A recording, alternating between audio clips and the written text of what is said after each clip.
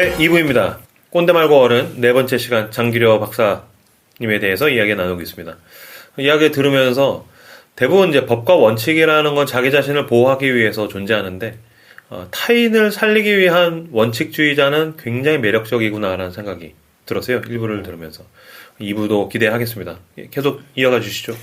네, 2부에서는 이분의 어떤 그 캐릭터를 이제 주제별로 좀 하는데 이거 되게 재밌어요. 재밌는 일화들이 되게 많아요. 그러니까 이분이 이제 기록 거의 덕후 수준이거든요. 이제 원칙주의자를 좀 소개해드리고 싶어요. 이게 제일 긴데 몇 가지 이제 이슈들이 있어요. 친구의 팽이가 뭐냐면 이분이 이제 자주 언급하던 어렸을 때 이제 자기의 잘못에 대한 고백이거든요.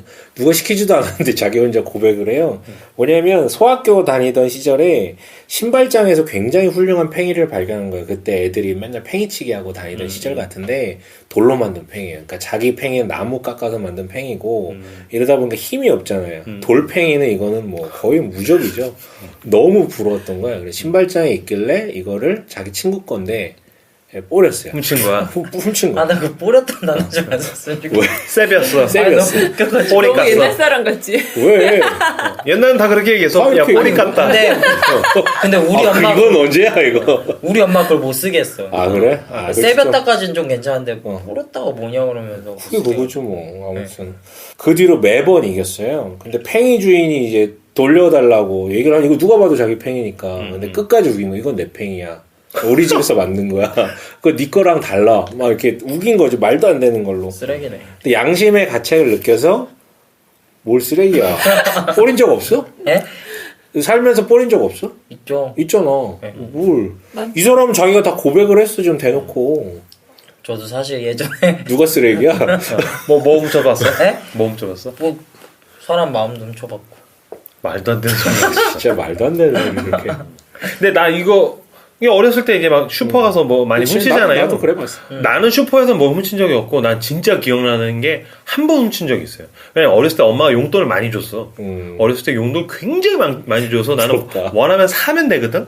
근데 애들이 훔치잖아. 그래서 그치. 훔치는 게 왜 훔치는 걸까? 그거 알아보려고 한 초등학교 한 4학년쯤에 문방구를 갔는데 지우개 100원짜리 그걸 이렇게 하나를 훔쳐가지고서 막 심장이 터질 것 같은데 그걸 주머니에 넣어서 달려나와서 한 100m 정도 뛴 다음에 지우개를 보고서 내가 이걸 뭐하러 훔쳤단 말인가. 지금으로 치면 이제 현자 타임이 와가지고서 지우개를 집어 던졌던 기억이 나요. 왜 던져요? 갖다 놔요. 그러니까 내가 이거 뭐하러 훔쳤지? 에이씨 하면서 짜증나가지고. 난 돈이 많은데. 난 돈으로 사면 되는데. 뭐 그런 기억이 나요. 멋있다. 그래? 돈이 짝꿍은 많았구나. 안 훔쳐봤을 것 같아. 나 훔쳐봤어. 훔쳐봤어요? 얘 되게 가난했대잖아. 난 자전적 고백 딱 한 번. 그치. 그러니까 집에 있는 거 말고 밖에 있는 걸 훔쳐본 건 딱 한 번이었지. 그때 초등학교 2학년 때 카라멜 그 땅콩 카라멜 3개. 진짜 소박하다. 나는 엄마 아빠 주머니를 뒤졌어요. 그치. 그거는 그때 그 얘기 하지 않았어? 그래서 뒤질 뻔했다고? 뒤지게 맞았고 그치. 정말 심하게 맞았고 엄마가 소년원에 보낸다고. 협박을. 저는 어머니 지갑에서 오락실 가려고 한 3-4번 정도 1,000원짜리를 빼간 적이 있는데 내가 봤을 때 어머니 아셨을 것 같은데 그 뒤로 딱히 혼나진 않았는데 안 훔쳤어요. 왜냐면 저는 이게 조기 교육의 힘인데 율법주의자들의 어떤 파워인데 하나님한테 벼락 맞을 것 같은 그 두려움이 어렸을 때부터 있었어요. 이거는 아버지, 어머니를 떠나서 이건 나 죽는다, 나 뒤진다. 불꽃 같은 눈으로. 난 정말 뒤져버릴 수 있다. 이게 오순절 계통에서 자라는 사람이라면 이런 게 뭔지 알 거예요. 네. 아빠도 무서운데 아빠를 능가하는 어떤 신적 권위란 네. 얼마나 공포스러운 네. 것인가. 그 양심의 가책을 느꼈고 주인을 피해서 도망 다녔대요. 그러니까 양심이 있으니까. 그 팽이 주인은? 네, 팽이 주인한테. 근데 부흥회를 참석을 했는데 도둑질한 인간들 회개하라고 막 앞에서 막 때려 부셔버리니까 너무 찔려가지고 회개를 했대요. 그리고 주인을 찾아가서 자백을 하고 대단한 거지. 소학교 다닐 텐데. 그래가지고 2전짜리 큰 동전을 주면서 보상을 했다 그러더라고요. 난 사람이에요. 근데 하지만 팽이를 돌려줄 기억은 없대요. 왜냐면 증거인멸을 위해서 버려버렸대요. 네, 버려버려가지고 시궁창에 버려가지고 팽이를 돌려주지 못했다. 진짜 이상한데?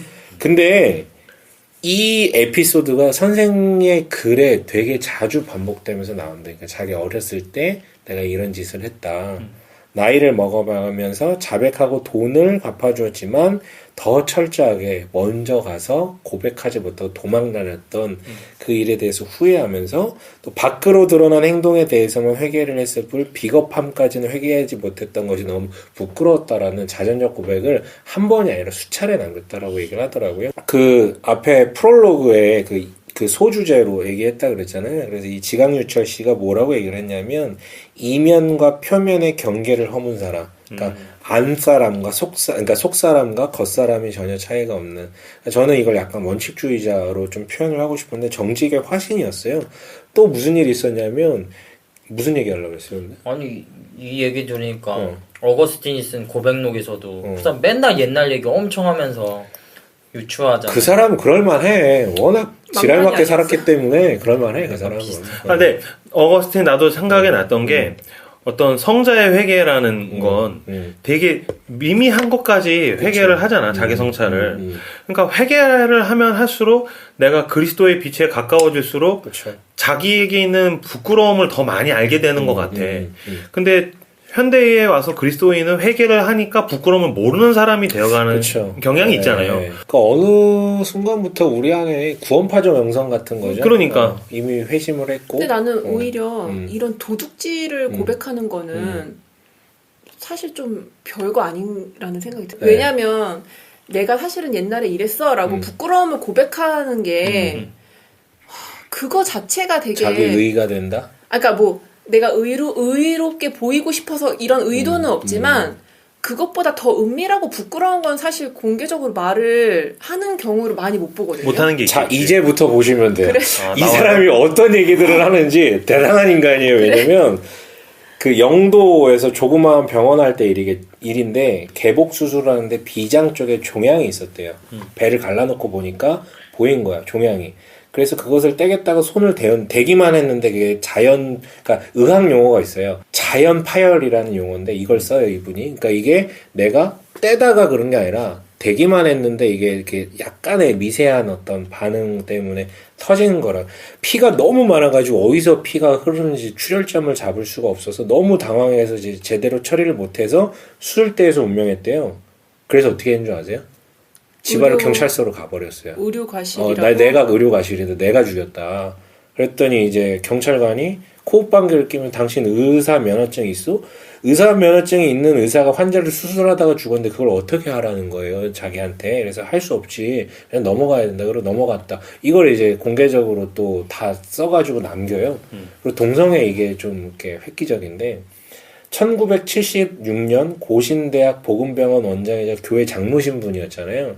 근데 중앙일간 이제 한국일보로 제가 기억을 하는데 동성애를 언급을 해요. 뭐냐면 본인이 비록 그것이 어린 시절 한때 이야기라고 하면서 자기 옛날 일화를 언급을 하는데 송도 고보 2학년 때 자신보다 3살 많은 공영조란 학생의 편지를 받고는 이 친구가 없으면 못 살 것 같은 감정을 느꼈대요.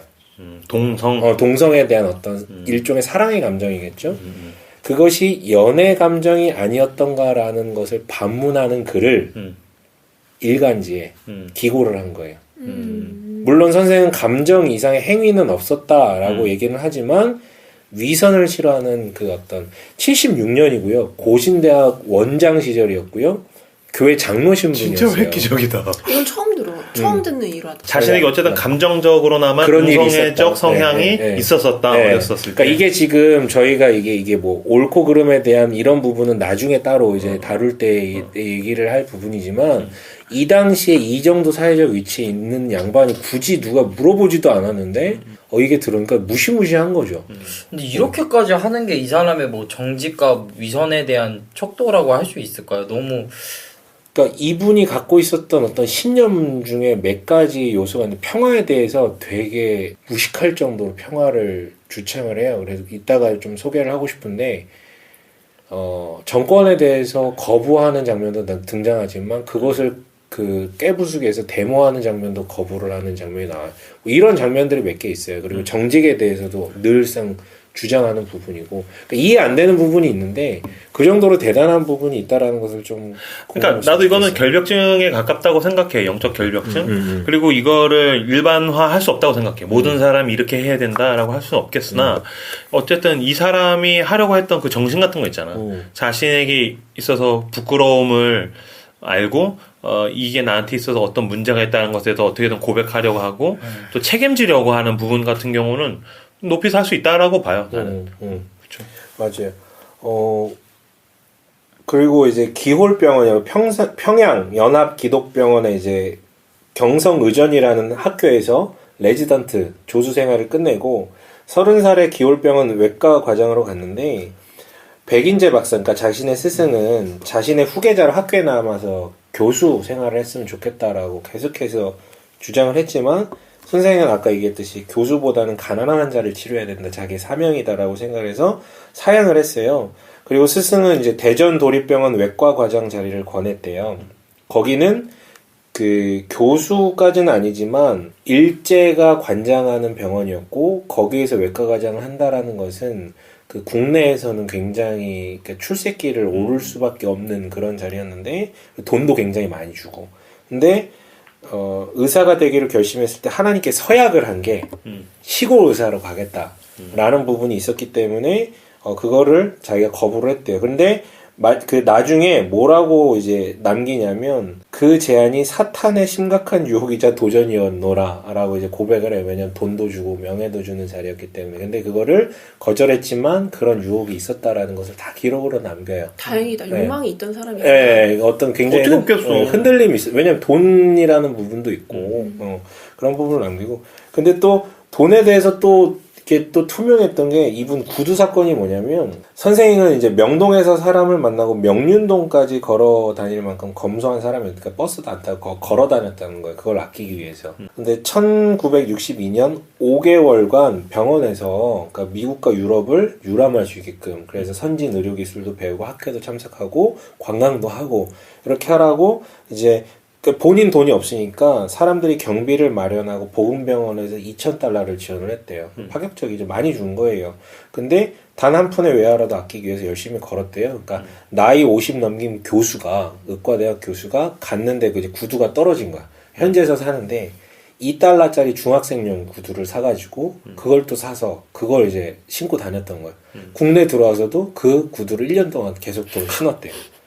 그래가지고 선생이 돌아왔을 때 굉장히, 그러니까 당시에 그렇게 해외에 나가가지고 선진 의학 기술을 배워오는 의사 자체가 많지 않기 때문에 기자들이 취재를 하는 거예요. 근데 그 기자들이 뭐라고 얘기를 했냐면 그 여행에서 돌아왔을 때 선생은 몰라볼 만큼 야유어 있었다. 라고 고백을 해요. 이 기자들의 말이에요. 예.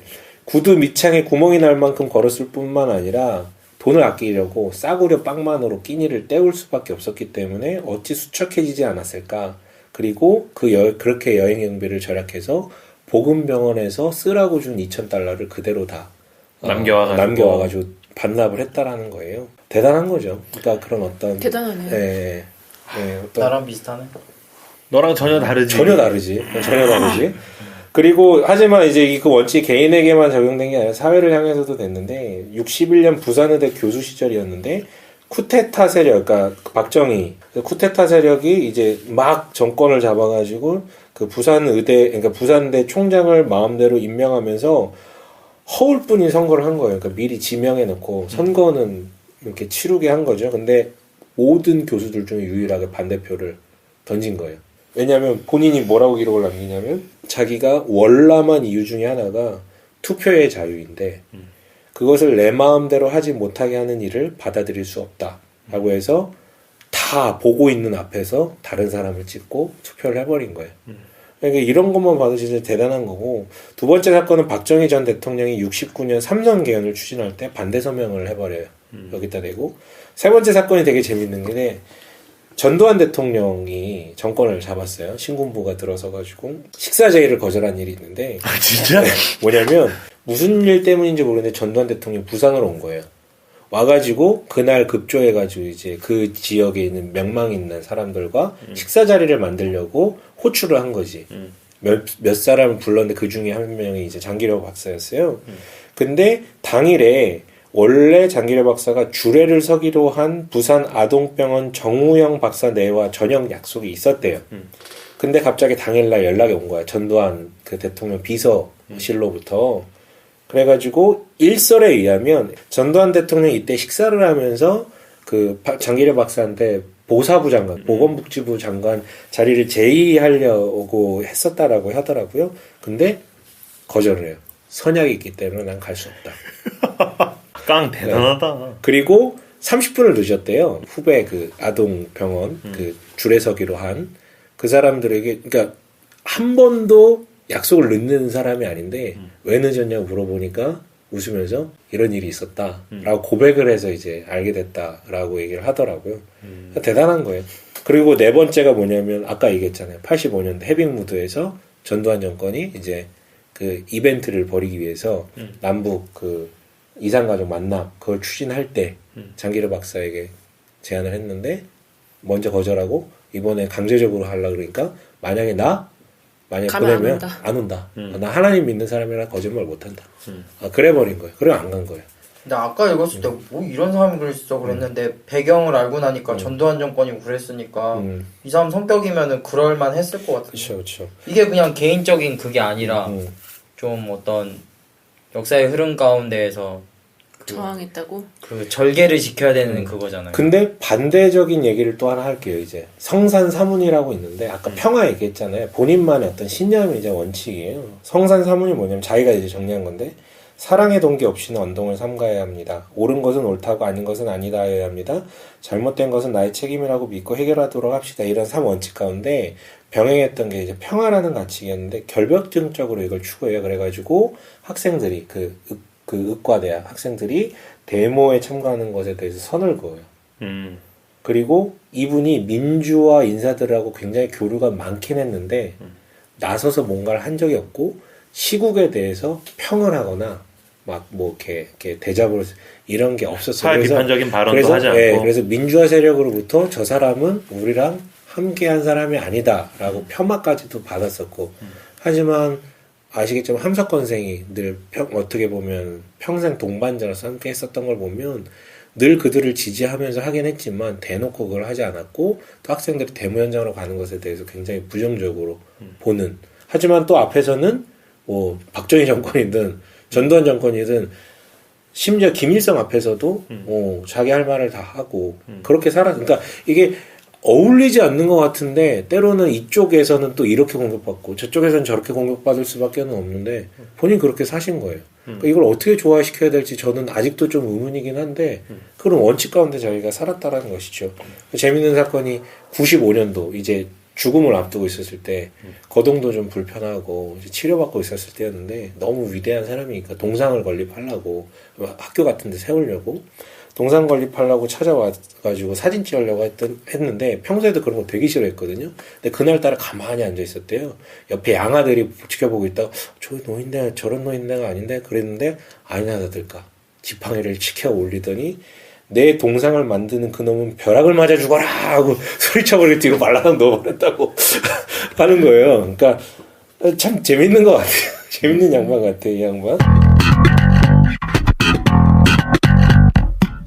이 분이 이게 그 당시에 유행이었나 이런 어떤 원칙을 정하고 이렇게 명문화하고 그걸 막 걸어놓고 가운처럼 뭐 걸어놓고 자기 그런 게 좀 멋이 있었던 시절이죠. 그런 시대잖아. 시대가 왜냐면 있었던 건가? 유교는 그런 거잖아. 유교라는 거는 그리고 삼강 오륜이 있고 뭐. 그리고 우리는 포스트 모던 시대에 사니까 뭐 이것도 좋고 저것도 좋고 그냥 뭐 좋은 게 좋은 건데 이때는 그런 게 아니라 좋은 게 아니었을 수도 있으니까 그런 좀 원칙 없이는 살 수 없었던 사회가 아니고 우리 사실 딱히 원칙 없어도 기본적으로 구축된 게 있기 때문에 그냥 드레 핀 꽃처럼 흔들리면서 살아도 그러니까 괜찮지 약간 않습니까? 핍박이 막 있던 시대니까 네. 원칙이 있어야지 그런 휩쓸리지 않는다는 강요되는 거지. 순간들이 훨씬 더 많았을 수도 있겠구나. 솔직히 우리 누가 뭐 강요해요? 너 강요 좀 받아야 돼. 나는 임브로가 강요 많이 하네. 서 과장님도 나는 강요하고. 왜 그런지 생각해봐, 이 자식아. 아니 아까도 막 다리 꼬고 앉지 말라고 해서 지금 못 꼬고 있고. 이렇게만 들으면은 그리스도인의 멋이 무엇인가라는 생각은 동시에 해볼 필요가 있는 것 같아.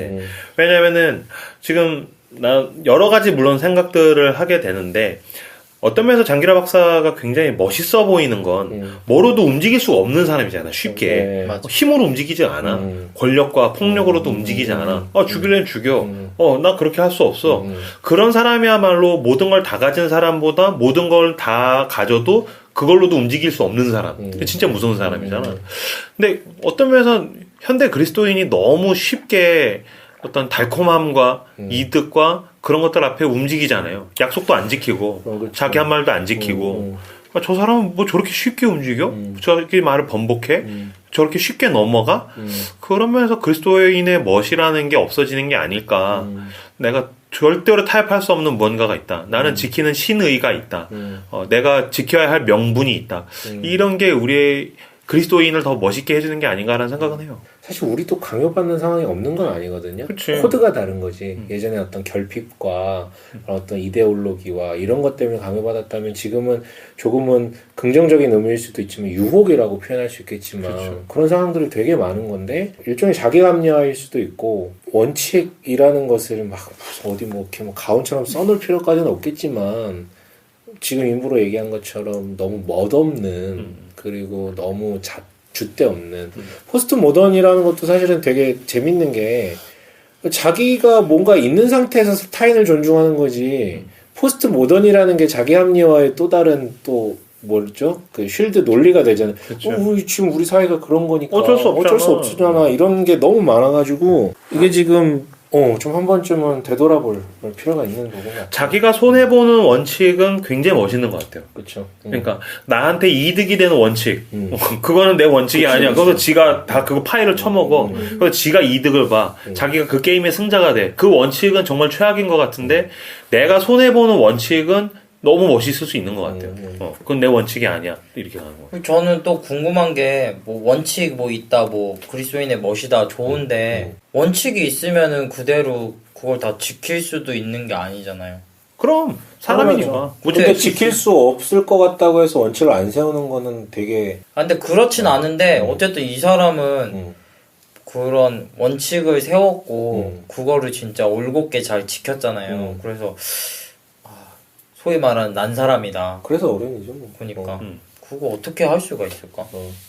그러니까 저는 그 원칙을 세운다는 것 자체가 멋스럽다. 뭐 그거는 조금 또 다른 얘기로 얘기할 수 있겠지만 세운 원칙을 서약처럼 아까 얘기한 그 서약처럼 지켜낸다라는 것이 참 대단한 것 같아요. 근데 나는 그게 약간 자존심이랑 연관이 되는 것 같아. 될 수도 있죠. 내가 원칙이라고 늘 말했어. 그러니까 원칙이란 단어 안 썼지만 나는 이런 사람이고 이렇게 살 거야. 그걸 늘 말했는데 그걸 번복해야 될 때 원칙을 내가 지켜야 돼 이게 아니더라도 약간 그런 또 원칙에는 약간 사각지대랑 회색지대가 있잖아요. 자꾸 그런 쪽으로 생각. 아니 나 궁금해서 그래요. 지킬 수 없는 영역이 분명히 있지. 있겠죠. 네. 근데 그런 약속, 원칙 이런 것을 지킴으로써 자기 자존심도 보호가 되고 또는 자존감이나 아니면 자기 권위, 어서리티 같은 것들은 그런 것을 계속해서 지키면서 손해 볼 때에 세워지는 것 같아.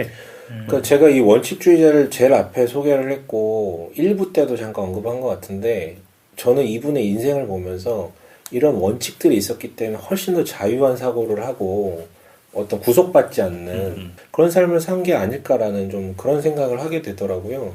오히려 그냥 물에 술 탄 듯 술에 물 탄 듯 그냥 원칙 없이 상황에 맞춰서 사는 게 때로는 되게 좋아 보이는데 오히려 그게 더 주체도 없고 줏대도 없고 굉장히 자유해 보이나 오히려 자유하지 않은.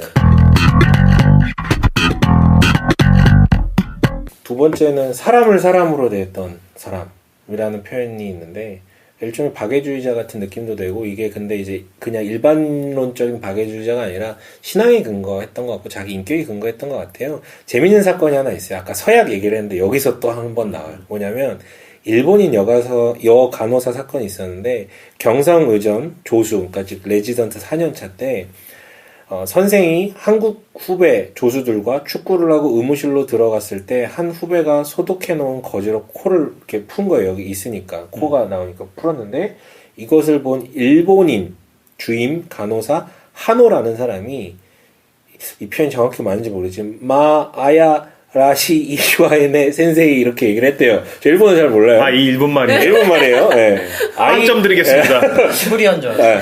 아이 난 싫어요 선생님이라고 이렇게 번역을 하면 이건데 잘못 들었대요. 그래서 조선 사람이 저렇게 야만스럽다라는 말로 들었대요. 이렇게 자기가 잘못 들어고 굉장히 빡치네요. 근데 이제 대놓고 그 사람한테는 못한 거예요. 주임 간호사고 나이도 있고 이러니까. 그래서 이거를 젊을 때고 꼬투리를 잡을 아직 30이 되기 직전이었거든요. 꼬투리를 잡을 혈안이었는데 이때 이제 조금 시간이 지나서 장티푸스에 걸린 일본인 간호사, 아까 그 주임 간호사 말고 한참 후배 간호사가 몸이 안 좋아서 얼굴 찌푸리고 깔개를 꿰매고 있었는데 선생은 진료를 위해 그 깔개를 폈대요. 간호사가 꿰매고 있었는데 그래가지고 하던 일을 계속하려고 간호사 다시 이걸 폈대. 그리고 자락을 이제 들어 올렸는데 그것을 반항의 표시로 이제 본 거예요. 조선인이라고 무시하나. 그래가지고 선생은 순간적으로 간호사 얼굴에 따귀를 올려붙였대요. 장기료 박사. 장기려 박사가 이런 사람이 아니었는데 이때는 어떤 민족적 감정이라든가 개인적 원한이 이게 다 해가지고 그치. 주임한테 뭐라고 못하고 이게 대드니까 대놓고 앞에서 지금 무시하는 거잖아요. 이 장티푸스에 걸리는 간호사였거든. 몸 상태 안 좋았을 텐데 그러고는 따귀를 이 사람한테 때리고 주임 간호사한테 찾아가가지고 당신은 도대체 어떻게 교육을 시켰길래 이 간호사가 의사를 대놓고 앞에서 무시를 하냐라고 면박을 줘버렸대요. 근데 너무 후회됐던 거야. 그래서 어떻게 하냐면 그 스승님 백인재 선생님한테 가가지고 사표를 바로 나 이렇게 못 살. 내가 정말 큰 실수했다. 냈더니 백인재 박사 그런 사람이 아닌데 당신 왜 그랬냐 그러면서 이제 사표를 이제 반려를 했대요. 그러니까 이때 이제 형제를 미워하면 살인을 하게 된다라는 말을 되씹으며 밤새도록 후회를 하고 그 다음 그러니까 그날 바로 사표를 낸 거야. 근데 이게 반려됐고 밤새도록 막 너무 힘들어가지고 그 다음 날 입원한 그 간호사 자기가 이렇게 따귀를 그러니까 따귀 때문에 입원한 건 아니고 장티푸스 때문에 입원해 있었는데 정식으로 사과를 했대요. 뭐 이걸 받아줬는지 안 받았는지 그것까지는 모르는데 중요한 거는 간호사가 일주일 만에 죽었어요. 장티푸스로 죽은 거야. 근데 이게 평생 한이 된 거야. 그래가지고 이때부터 누가 무슨 짓을 하더라도 자기는 원한을 절대 품지 않기로 하나님께 서약을 했대. 근데 이게 우스갯소리를 안 들리는 게 정말 그렇게 살아요. 서약을 한 하나님 앞에. 좀 그것 때문에 폭력에 대해서 더 그럴 수도 염증을 있어요. 느꼈을 네, 수도 네, 있겠다. 네, 본인의 그거. 왜냐면 그 사람이 장티푸스로 운명을 달리 했었어도 자기가 따귀를 때린 다음에 그렇죠. 일주일 만에 네네네. 그 사람이 네. 그렇게 되면 그 폭력에 대한 엘러지 반응이 생길 수도 그렇죠, 있겠죠. 그렇죠. 그리고 나서 이제 행여병자가 뭐냐면 치료는 못 받고 몸은 아프고 그러니까 돌아다니는 빈집 같은데 들어가서 누워있고 뭐 이런 사람들 같은데 부산 사람들은 보통 복음병원에 간다라고 말하지 않고 장박사한테 간다라고 말을 했대요. 그만큼 사람들이 장기려에 대한 어떤 존경심과 그 사람한테 가면 이 사람은 따뜻하게 맞아주고 돈 없으면 자기 돈 꼬라박아서라도 치료해주고 이거에 대한 어떤 다 이제 이게 있었던 거예요. 여기서 한번 글을 읽어주시면 좋겠는데 나는 의학도가 되려고 지원할 때 치료비가 없어서 의사의 진찰을 받지 못하고 죽는 환자가 불쌍하다고 생각이 되어 그러한 환자를 위하여 의사 일을 하려고 결심하였다. 그래서 의사가 된 날부터 지금까지 치료비가 없는 환자를 위한 책임감이 증대될 뿐 아니라 잊어버린 날은 없었다. 나는 이 결심을 잊지 않고 살면 나의 생애는 성공이요. 이 생각을 잊고 살면 실패라고 생각하고 있다. 성공적 삶이란 첫째로 하나님의 사명을 자각하고 어떠한 경우에서도 그 결심을 변치 않고 실천 매진하는 데 있다. 그 일의 성과와 가치 판단은 하나님께 맡기고 국민 대중에게 돌리라. 저는 이 문장이 되게 마음에 와닿았었어요. 삶의 방향과 자신의 사명과 이걸 어떻게 해소하고 풀어내는지에 대한 명확한 어떤 가치 기준이 있는 거잖아요. 그리고 이대로 살았었고 선생은 자신이 좋은 의사, 그러니까 뭐 어딘가 인터뷰를 통해서 아마 발언된 것 같은데 자신이 좋은 의사가 될 수 있었던 비결로 어려서부터 가졌던 자신과 남을 동일화해보는, 그러니까 내가 저 사람이라면 어떨까라는 어떤 생각을 예전부터 했대요. 이게 어떻게 발현됐는지를 본인이 뭐라고 얘기를 하냐면 대여섯 살 때부터 아버지께서 성서 속의 요셉이나 다윗 이야기를 많이 해주셨는데 그 이야기를 들으면서 그들처럼 되고 싶어 기도했던 습관들이 있어서 타인과 자신을 동일시하는 그런 습관이 생겼다. 그러고 보면 그 아버지가 단순히 옛날 이야기처럼 요셉이나 다윗 얘기를 해준 것을 넘어선 어떤 입체적인 좀 설명이라든가 이야기를 해주지 않았을까라는 좀 추측을 해봐요.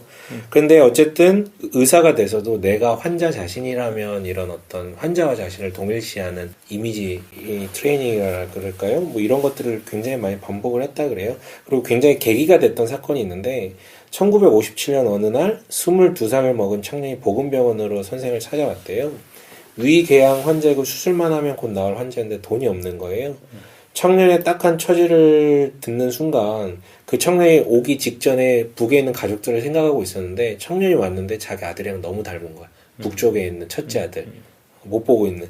되게 닮았대요. 나이도 비슷하고 외형도 비슷하고.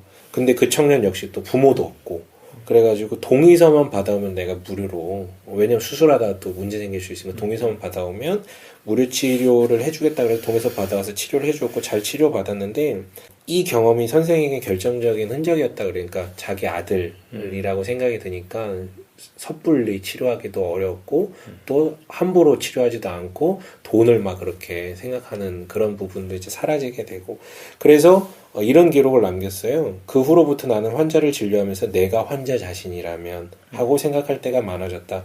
특히 수술을 권할 때는 나 같으면 이 병으로 수술을 받겠는가라고 자문자답을 해보고 결론을 내린다. 환자가 나 자신이라고 생각하면 거의 틀림없이 올바른 판단이 내려지게 되는 것을 종종 경험하고 있다. 의사가 환자를 자기와 동일화시켜 진단하는 것이 가장 좋은 방법인 것이다. 라고 기록을 남겨요. 저는 이게 어떤 세상을 살아가는 방법에 대해서도 우리가 그리스도인으로서 떠올릴, 그러니까 타인과 자신을 동일시하는, 거기서부터 저는 긍휼의 감정이라든가 쓸데없는 어떤 혐오라든가 뭐라 그래야 되나, 배째? 뭐 이런 것들이 사라지는 방편이라고 생각을 하는데, 그걸 자기 직업윤리로 갖고 들어와가지고 환자를 그렇게 바라보는 그 의사 선생님 자체가 굉장히 훌륭하다고 생각을 하고, 그리스도인뿐만 아니라 목사도 사실 그런 거 아닐까. 타인 그 앞에 있는 사람을 대상이 아니라 동일시하는 과정들이 있다면 조금 더 훨씬 더 멋있어지지 않을까라는. 나는 그게 기독교 노동 윤리라고 생각해요. 그렇죠. 나와 그 사람을 동일시하면서 내가 아까 소명 얘기했지만 부르심 받은 자리에서 맡은 직업으로 살아가는 것, 사회에서 어떤 한 가지의 기능을 담당하는 것. 부르심은 나와 너 그리고 나와 이웃의 그 관계에 있는 것 같아. 근데 그 관계에서 타인을 소외시키면은 이제 내 목적에선 나만 남잖아. 그러면은 그 순간 그 직업이 어떤 직업이든 천박해지는 것 같아요. 그러니까 우리가 어떤 의사를 보고 굉장히 실망했었을 때 왜 실망하냐면 그 의사는 나를 치료비로 보는 거지. 그래서 사실 검사 하나 더 시키고 내가 이런 검사를 왜 해야 돼? 맞아.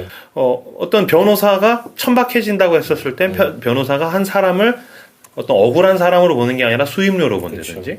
마찬가지로 뭐 목사는 거룩한가요? 목사가 사람을 머릿수로 보고 그쵸. 이걸 어떠한 그냥 가게, 구멍가게든 그게 기업이든 그런 거로 보면 모든 직업은 천박해질 수 있죠.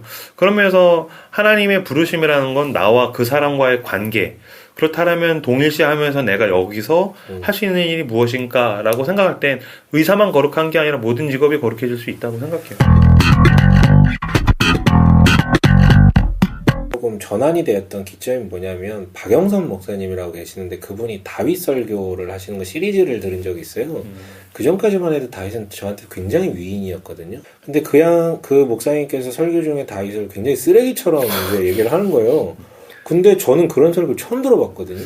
근데 그분은 참고로 쓰레기였던 삶에 쓰레기였던 있었지. 삶의 어떤 저걸 다루면서, 근데 지금까지는 그런 사건이 있었던 걸 모르는 게 아닌데 쓰레기로 그렇게 막 그 얘기를 하는 걸 들어본 적도 없고 상상도 해본 적이 없는데 그런 걸 있는 그대로 드러내는 걸 보면서 굉장히 충격을 먹었어요. 그러면서 다윗이라는 사람이 저 하늘 위에 있다가 나랑 동일한 곳으로 내려왔거든요. 저는 그걸 통해서 그렇다면 다윗뿐만이 아니라 모든 성경 인물들이 그런 입체적인 면들이 있는데 난 너무 단선적으로 봤고 선과 악으로 봤고 하늘과 땅으로 봤구나라는 데 있어서 굉장히 큰 충격을 먹었었어요. 그러면서 성경 인물들도 다시 보게 되고 동시에 그리스도인의 신앙에 대해서도 어떤 이원론적인 부분이 아니라 조금 더 실존적으로 바라보게 돼요. 그러면서 조금 더 감정이입이 되기 시작하고 좀 진행 사항들이 있었는데 그 우리 그리스도인은 어떻게 보면 태생적으로 훨씬 더 이런 것을 잘 훈련받을 수 있는 토대가 있는데 이게 이제 악용되기 시작하면 오히려 더 하나님과 사람 그리고 위인과 뭐 죄인 뭐 이런 식으로 악인, 뭐 이렇게. 나눠버리는데 너무 이렇게 급급한 게 아닌가라는 좀 생각을 하게 돼요. 네. 네. 네. 나 손잡고 얘기 들으면 되게 대단하다는 생각이 들 때가 있어요. 왜요? 그러니까 진짜 누구보다도 되게 단단한 그러니까 껍질 안에 있었던 사람인 것 같아요. 자기 세계 안에. 그렇죠. 네. 그러니까 뭐 약간 보수적이고 엄청나죠. 그거를 어떻게 깨고 나왔을까? 내가 훌륭하다 그랬잖아. 자기 인식이 좋다니까. 그 베스트셀러 갑자기. 작가는 아무나 되는 게 아니에요. 네, 이럴 줄 알았어요. 우리 손셀럽이 네. 자기 인식이 굉장히 훌륭해요. 네. 아무도 묻지 않았는데 그러니까 자기 스스로 묻고 네. 대답하고 믿고. 네.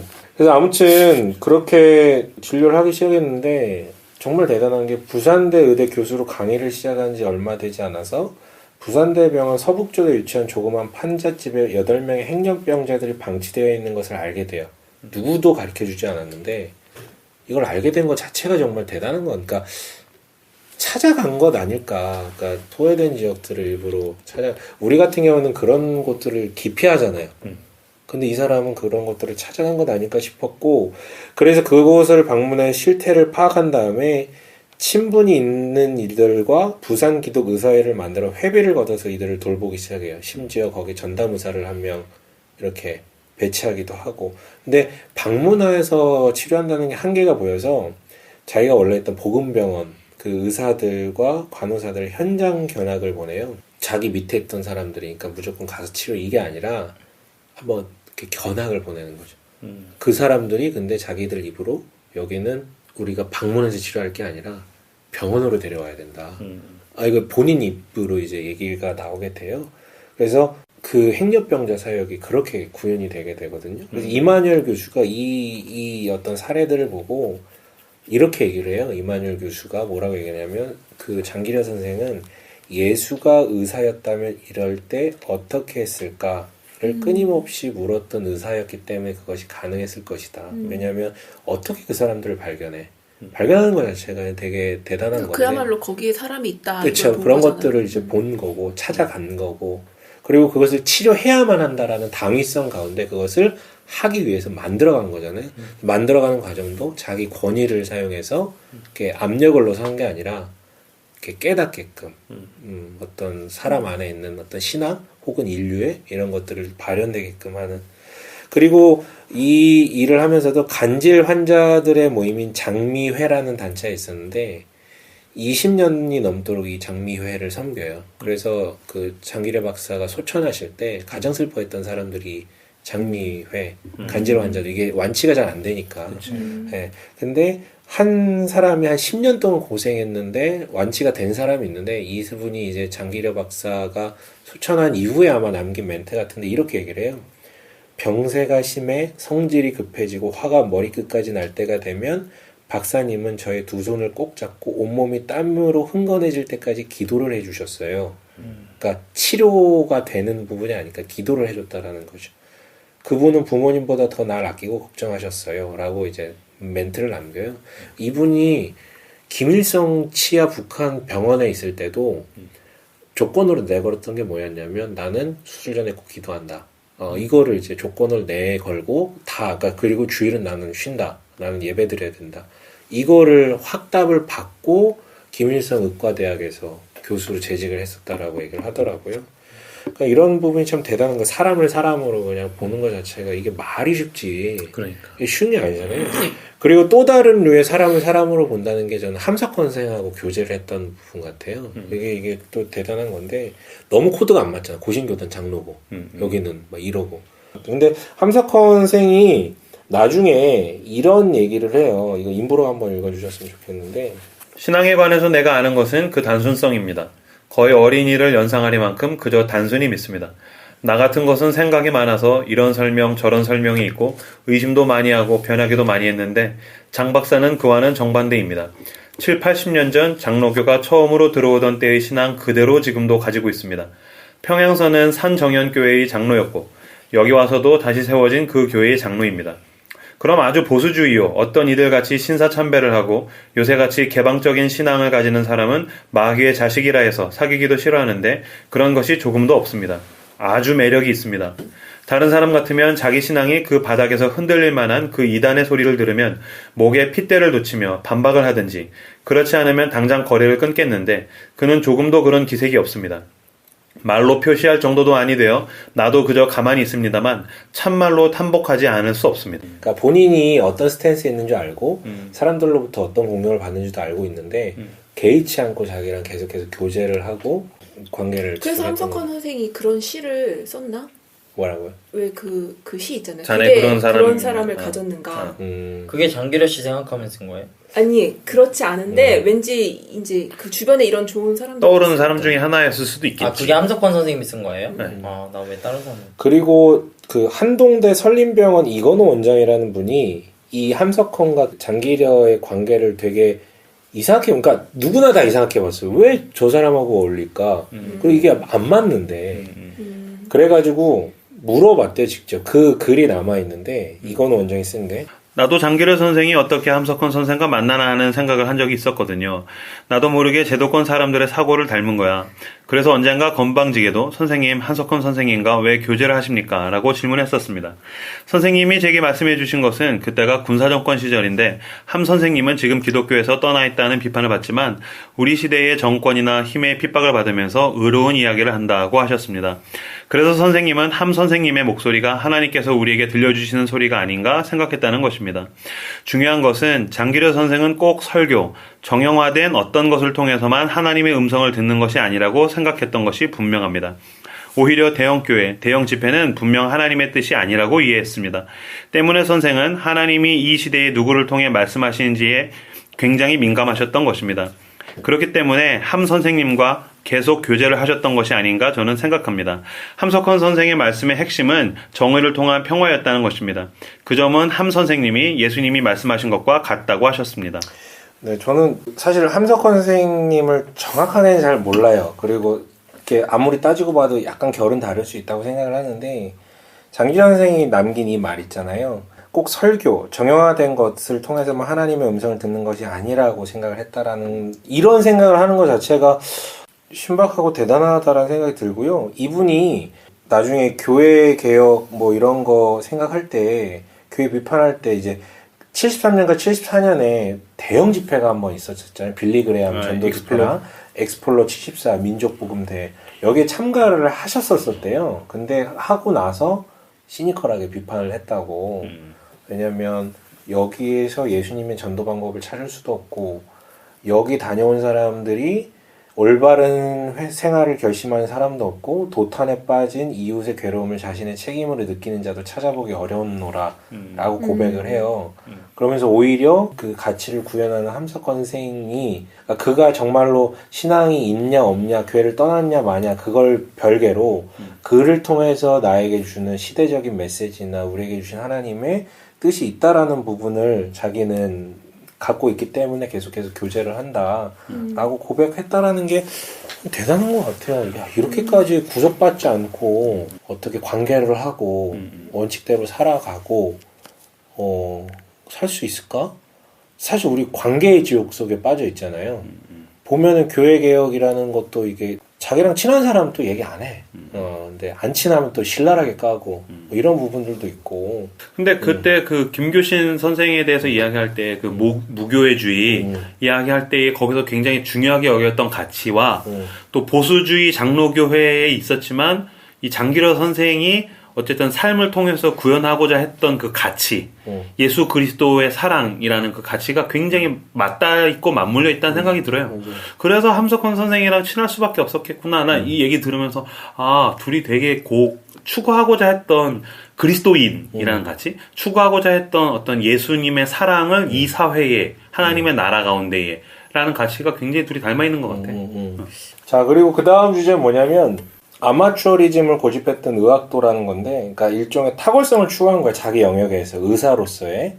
이 부분을 간단하게 얘기하자면 뭐 김일성에게 인정받은 의사였어요. 그래서 당시 평양에 있었다 그랬잖아요. 근데 46년에 산정교회 담임 한성동 목사가 월남해요. 왜냐하면 김일성 정권이 북쪽에서 이제 모락모락 이렇게 피어나고 있었을 때 분위기가 기독교에 대해서 굉장히 좀 탄압을 탄압 할것 분위기로 같으니까. 가니까 산정교회 담임 한성동 목사 월남을 해버리죠. 47년에는 함석헌 선생까지 월남을 해버려요.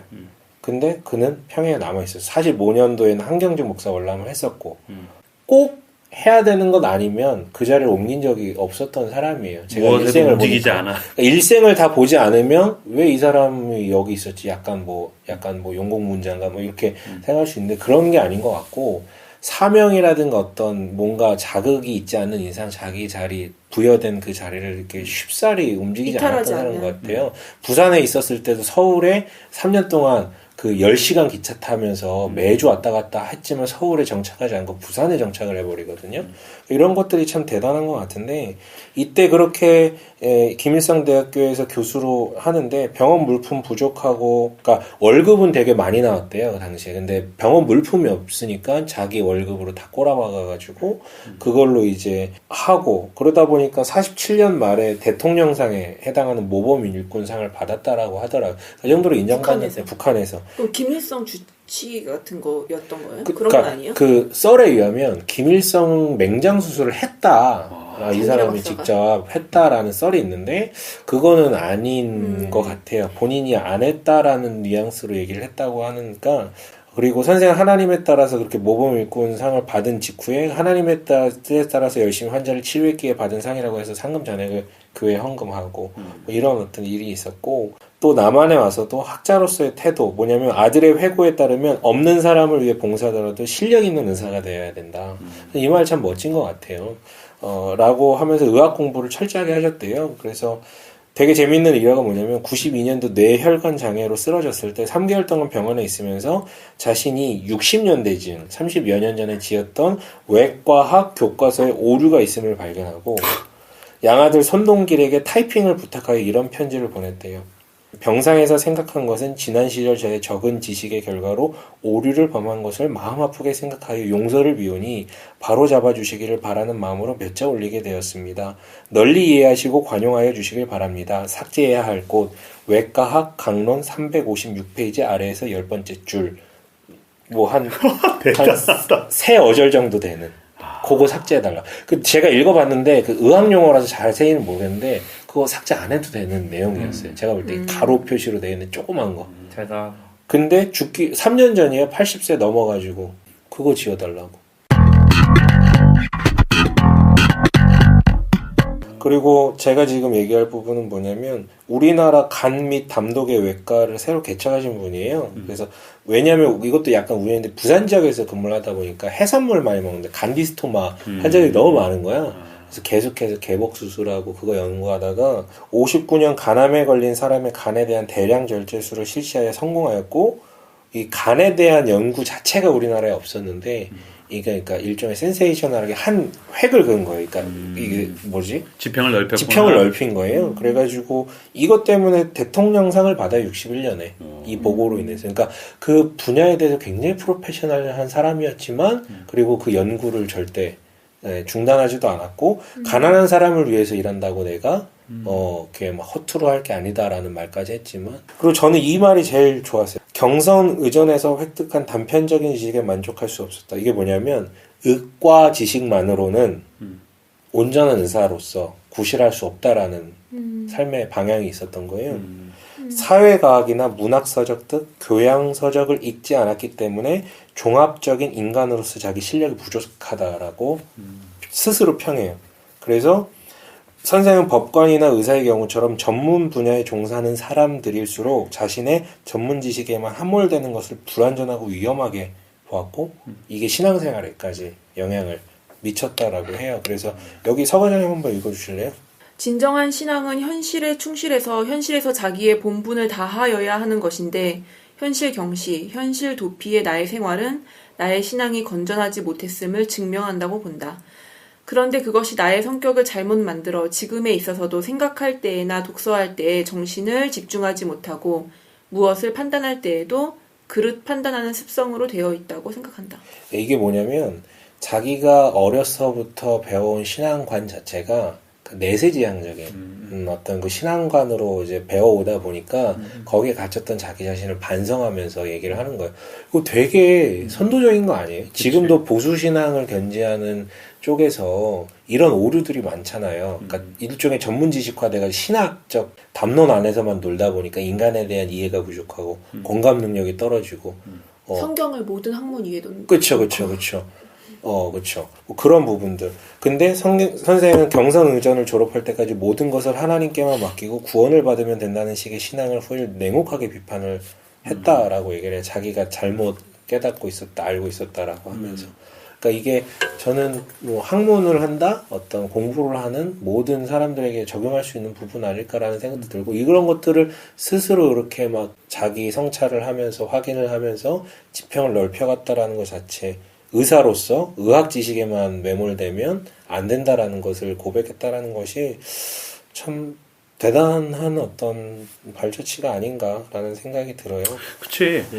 예수를 잘 믿는 좋은 의사라는 건 진짜 말 그대로 좋은 의사가 돼야 되는 거지. 그쵸. 교회를 잘 다니는 의사가 되는 게 아닌 거야. 그렇잖아. 돈 잘 많이 고치는 의사가 벌어도 돼야지. 잘 그쵸. 고치고 그쵸, 맞아요. 사랑을 잘 베푸는 좋은 의사가 돼야 되는 건데 우리는 교회를 잘 다니는 의사가 네. 믿음이 좋은 의사라고 생각을 하는 거지. 띵원. 참 대단한 거 아닙니까? 의학 지식을 잘 쌓고 의학 지식에 머무르지 않고 인문적인 지식까지 다 통찰을 통해서 좋은 의사가 되고 자기 의학 지식을 계속해서 개발하는데 그것이 거기서 멈추는 게 아니라 그 사람을 공감하는데 이르게 돼서 내가 환자라면 어떨까? 내가 환자 입장에서 이런 걸 선택할까? 이런 데까지 이제 이해가, 그러니까 이게 어떻게 보면 아까 이만열 선생이 얘기했듯이 예수님이라면 어떻게 고치셨을까에 대한 것을 늘 묵상하면서 수술 전에 이게 의식적인 행사가 아니라 정말로 어떤 기도를 통해서 환자를 사랑하고 하나님께서 이 지경에 대해서 은혜 주시길 바라는 마음으로 기도를 하고 한 거잖아요.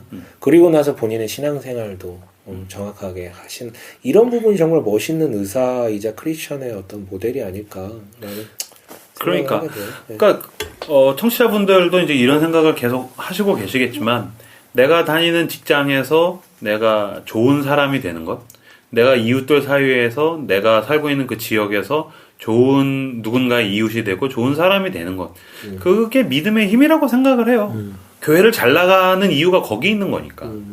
왜 내 선배가 한번 나 만나서 나한테 막, 야, 교회 다니는 사람 왜 그러냐? 막 꾸지람을 한 적이 있는데 왜 그러냐 그랬더니 자기 직원이 후배가 하나가 들어왔는데 여름에 여름 성경학교 선교? 주보를 막 만들고 있더라고요.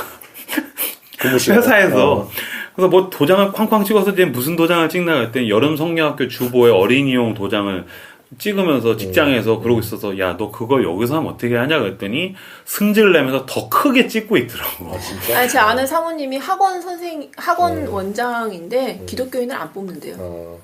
목사님 사모님이 기독교인은 그냥 아예 뽑질 않는다 그러더라고요. 너무 많이 되었다 그러더라고요. 그러니까. 근데 내가 그곳에서 어쨌든 좋은 사람으로서 있고 좋은 사람 안 돼도 돼요. 그냥 상식적인. 상식적이고 일 근데 잘하는 사람 나는 돼도 돼요. 왠지 알 것 같아. 왜냐면 그러니까. 동일하게 일 잘할 수도 있는데 뭔가 자기 합리화를 하고 싶을 때 아유 믿는 원장이 왜 그치. 이렇게 아마 그런 경우를 아마 많이 봤을 거예요. 좀 더 이렇게 사랑으로 따뜻하게 해줘야 되는 건 아닌가. 그게 현실 높이잖아요. 그쵸. 현실을 경시하는 것이고. 사실 내 부르심의 자리는 거긴 건데. 마지막 주제 이제 간단하게 하면 평생 어떤 교회 개혁에 대한 열망을 갖고 있었어요. 본질을 추구하면서. 그러니까 저는 이분이 진짜 개혁주의자가 아닌가. 물론 모든 것을 다 포장할 수는 없지만 이런 어떤 열망과 교회 개혁에 대한 의지를 갖고 있었던 게 개혁주의자의 삶이 아닐까라는 생각이 드는데 굉장히 유명한 사건이 있어요. 혁신복구식이라는 게 있는데 고신교단에서는 굉장히 유명한 사건인데 저도 이제 처음 들었거든요. 이거 하다가 뭐냐면 일제 때 신사참배를 했었잖아요. 45년 해방된 다음에 한 달도 안 돼 평양 임시노예가 소집이 돼요. 그래서 3일간 금식하고 추록 성도들, 그러니까 그 참배하지 않아가지고 감옥에 갔던 성도들이 변질된 기성교회 개혁을 부르짖었어요. 이들 이제 재건파라고 하는데 신사참배 적극 동조한 기성교회를 마귀당이라고 이제 정죄를 해요. 지도급 목사들이 반발하죠. 그러니까 반발할 수밖에 없겠죠. 그치. 부끄러운 것도 있고. 근데 이제 여긴 다 거의 성도들이고 지도자들은 목사들은 이 사람들은 이제 신사참배를 했고 이 논란의 한가운데 이제 평양 산정교회가 있었어요.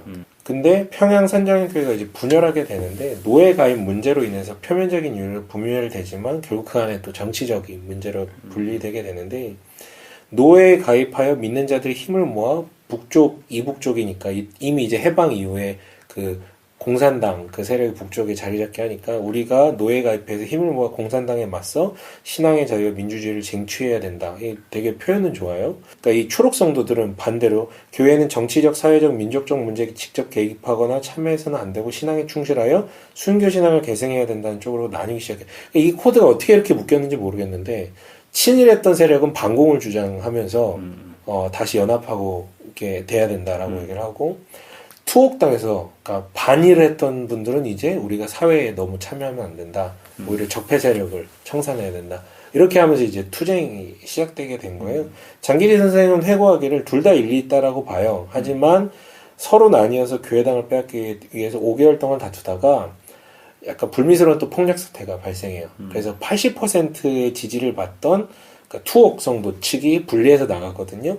이때 장기려 선생도 이제 따라 나가가지고 거기서 옮김 기념으로 장기려 집사님이 장로 임직을 그때 받게 되거든요. 근데 이때 무슨 일이 발생하냐면 민족 그러니까 공산당에 저항하기보다는 신앙을 우선시하면서 적폐를 청산해야 된다라고 하는 분들이 새로운 건물에서 예배를 드리는데 이분들이 재건 기본 원칙을 발표해요. 혁신에 대한 3개 항과 복구에 대한 5개 항을 발표하는데 이거 다 얘기할 수는 없고 주요 내용은 한국 기독교는 변질되었으니 1938년 신사참배 이전에 장로의 헌법과 신앙 노선을 이제 복구해서 장로교 전통성을 계승해야 된다는 게 이제 혁신인데 복구가 이게 골 때려요. 뭐냐면 그러니까 소위 말해서 그러니까 제가 이제 표현을 하자면 모든 것 다 내려놓고 와라. 발가벗고 다 와라. 이 내용이에요. 이 개념이에요. 그리고 넷째 항목이 골 때리는데 마귀당인 기성교회를 버리고 재건교회에 가입해야 구원이 있다. 구원까지 얘기를 하는 거예요. 이기선 목사님을 중심으로 해서 우리 신도들은 3일간 금식하고 회개한 후 혁신 복구식을 거행하였다. 이와 같이 형식적인 예식을 거행하고 보니 이 형식을 거행한 교회는 혁신 복구한 교회요. 그렇지 않은 교회는 장로교이건 감리교이건 성결교이건 다 비교회로 인정하지 않을 수 없게 되었다. 혁신 복구식은 거행하였으나 혁신 복구를 하지 아니한 교회는 구원이 없는 것으로 인정하게 될 뿐 아니라 그들과 교제하는 것도 합당치 못하다고 인정하지 않을 수 없게 되었다. 그때 당회원으로 있으면서 나는 이상하게 생각했다. 나는 감리교인도 예수를 믿는 신자로 인정하고 싶은데 혁신 복구식을 거행하지 아니했다고 불신자로 규정하는 것은 과연 옳은 판단일까? 네. 그래서 선생님 그때 과오를 추억하면서 이 운동은 사람의 생각에서 났었기 때문에 소실되고 말았다라고 이제 평가를 해요. 그리고 나서 선생님의 이제 마지막 여정이 이제 신앙의 여정이 부산 모임이라는 데 계속 귀결이 되는데요. 57년부터 22년 동안 진행이 돼요. 부산의대 외과 의국에서 매주 일요일 오후 2시에 의사들 모임으로 시작해요. 그러니까 각자 자기 교회들이 있고 오전에 예배 드리고 와서 그러니까 오후에 모임을 하는 거죠. 우찌무라 간조나 김교신 선생의 글들을 많이 회람했다 그래요. 그래서 이제 공격도 많이 받고 무교회주의자들의 모임 아니냐. 근데 이제 멤버들은 단호히 부여. 우리는 다 각자 교회가 있고 다 예배를 드리고 성경 공부식으로 이제 모이는 거다. 교권이나 조직이나 의식 같은 것에 구속을 받지 않고 자유스럽게 이제 성경을 공부하고 공동의 신앙 고백으로 대화할 수 있는 시간과 장소를 마련하고 싶어서 모였고 이게 점점 커져요. 여기 이제 함석헌 선생이 와가지고 제가 알기로는 격주로 와가지고 뭐 그 성서 강연도 하고 그랬던 걸로 알고 있고 나중에는 구교나 우리의 모임에는 구교나 신교를 막론하고 어떤 교파의 신자도 구별 없이 누구나 모일 수 있고 나중에는 이제 일본인도 근데 88년 연말에 부산 모임이 정리돼요. 모임이 잘 이루어져서가 아니라 다른 모임에 나가기 또 시작을 해요. 이게 뭐냐면 종들의 모임인데 정말 퀘이커 같은 느낌이 드는 이제 모임인데 교단도 없고 교회 이름도 없고 홍보도 없고 무소유생활과 자급자족적인 어떤 공동체예요. 이런 공동체에 이제 나가기 시작했고 부산 모임이 이제 없어졌지만 그 산정교회 장로셨잖아요. 4년 동안 같이 다녀요. 사실은 마지막 이걸 제가 소개를 할까 말까 하다가 있는 그대로 말씀드린 게 좋겠어가지고 78세부터는 종들의 모임에만 참여해요. 그러니까 산정교회 출석을 안 하고 장로직은 걸어놨어요. 원래는 장로직도 뺄라 그랬는데 교회에서 부탁을 해서 이렇게 출석하지 않아도 좋으니 우리 교회 장로로 계속해서 좀 있어달라. 간판으로 네, 있어요. 그러니까 그 어떤 동기까지는 제가 정확하게 모르겠어요. 근데 어쨌든 그래서 제도권 교회 결별을 해요. 그러니까 이 마무리가 이렇게 되었는데 뭐 어떤 맥락인지 좀 청취자들이 판단해 주셨으면 좋겠고 이 마지막 맥락에 대해서 제가 약간 움츠러들었지만 그래도 한 사람의 인생을 그대로 조명하는 게 좋을 것 같아서 이유가 있겠죠. 또 본인만의. 그래서 한번 좀 또 고민해 보셨으면 하는 마음에서 한번 소개를 해봅니다. 이렇게 저기 선생님의 이야기를 마무리하게 되네요. 시간 때문에 마지막으로 한마디씩 하시고 마무리 짓도록 하죠. 우리 김사부님. 원칙은 저와는 거리가 먼 단어인데 장기려 선생님의 일생을 듣고 나도 원칙을 세워야 되겠다를 생각했습니다. 무슨 원칙을 세우고 싶어요? 약과는 합의 3개? 네, 네, 알겠습니다. 5개.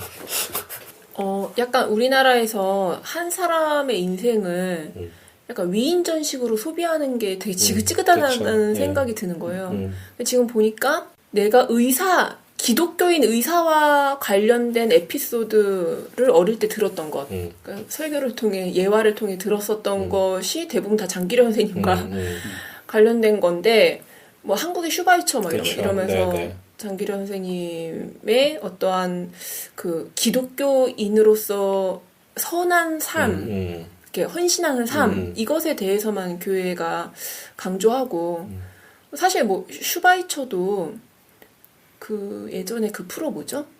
비정상회담에서 슈바이처 얘기가 나왔는데 독일 사람 빼고는 아무도 모르는 거예요. 그러니까 슈바이처라는 사람에 대해서도 되게 우리나라에서 미화되고 약간 부각된 부분이 위인전식으로 있죠. 그 사람의 그 에피소드 좋은 것만 뽑아먹는 이게 참 지긋지긋하다 이런 생각이 들더라고요. 근데 이 인생을 이렇게 다면적으로 바라보게 되었을 때 더 사람을 뭔가 앞에다가 성자를 스스로 우리가 붙이고 있었던 게 아닌가. 약간 성 베드로. 아까 다윗 얘기도 그렇죠. 나왔지만 네. 손잡고도 옛날에는 성 다윗으로 그렇죠. 생각했었던 게 아닌가. 그러니까 이런 이야기를 계속 할 수 있다라는 게 너무 좋은 것 같고 내 삶도 좀 더 솔직하고 진솔하게 바라봐야겠다 이런 생각이 많이 들었습니다. 이렇게 극단적으로 윤리성과 도덕성을 추구하는 사람을 딱히 좋아하진 않아요. 저도 좋아하죠. 왜냐면 인간미가 없어. 그 옆에 가면 내가 너무 쭈구리가 돼. 추잡한 인간이 돼. 그러잖아. 나는 저렇게까지 청렴하게, 가난하게, 청빈하게 사는 거 싫어. 그럼 내가 뭐가 돼? 쓰레기가 되잖아. 그래서 사실 그 주변에 있는 사람들을 주변에 굉장히 피곤하게 만드는 사람인데도 솔직히 불구하고. 얘기하고 또 그렇게 부각된 사람의 이면의 삶을 또 보면 가끔은 이렇게 뒤통수 맞는 경우 되게 많잖아요. 그쵸. 되게 존경했는데 알고 보니까 그래서 또 이렇게 잘 못 믿게 되고 그런 그러니까 부분도 있는 것 에피소드 같아요. 중심으로 사람을 볼 게 아니라 그 맥락을 보는 게 진짜 맞아요. 중요한 것 같아요. 그런데 그럼에도 불구하고 들으면서 마음에 너무 깊은 울림이 있는 게 타인에 대한 어떤 책임감, 책임성, 신앙이라는 게 결국에는 그것이 아닐까. 예수님도 나한테 내 이웃을 내 몸과 같이 사랑하라고 했는데 나의 부르심은 나와 타인의 그 관계에 있고 내가 타인을 어디까지 책임질 수 있을까 이 영역을 내 속에서 계속해서 넓혀가야 되는데 나는 너무 자본주의적으로 살고 있는 게 아닌가. 아까 제가 제 입으로 얘기했지만 나는 나를 보호하기 위한 원칙의 울타리만 드높이고 있는 건 아닌가라는 생각이 들어서 그래 타인을 향한 원칙들 내가 손해보는 원칙들을 잘 멋있게 좀 세우고 싶다는 생각이 들었습니다. 좋았어요. 네. 저도 이제 예전에 약간 동화 비슷한 장기려 선생 일대기를 보고 좀 감명받았고 이번에 처음부터 저는 이제 정했었거든 장기려 선생으로. 근데 이 사람에게도 흠이 되게 많겠지. 왜냐면 아까 잠깐 얘기했지만 못 믿겠거든요. 그 미화된 사람들이 너무 많고 나중에 커서 보니까 막 쓰레기였던 사람들도 있고 되게 위대해 보였는데 이분은 인생 자체가 참 그러니까 정말 말 그대로 위인이다. 그리고 때로는 그런 사람이 주변에 있으면 되게 불편한데 그런 어른, 그런 정말 위인 같은 사람도 한 명쯤은 내 마음속에 있어야 내가 바라볼 대상과 방향이 생기지 않고 물론 뭐 우리가 성경 안에서 구현된 뭐 예수님 뭐 이런 분도 있지만 정말 우리 어떤 밀접한 나와 똑같이 머리 검고 그냥 이 땅을 살아갔던 사람 중에도 이런 사람이 있구나라고 하면서 동경할 수 있을 만한 이런 한 어른이 나에게 생긴 것 같아서 너무 좋았어요. 그리고 지강유철 씨가 그렇게 소프트한 사람이 아니거든요. 되게 날카로운 사람인데도 이 사람조차도 굉장히 탐복하면서 이렇게 써 내려가더라고요. 그런 거 보면서 그래도 이런 어른이 있구나. 맨날 어른 얘기하면 꼰대 생각나고 속은 느낌밖에 안 들었는데 참 감사하다라는 생각이 들었어요. 여기까지 해서 꼰대 말고 어른 기획을 마무리 짓도록 하겠습니다. 함께 해주셔서 감사하고 다음 주에 또 다른 주제로 여러분들을 찾아뵙도록 하겠습니다. 감사합니다. 감사합니다.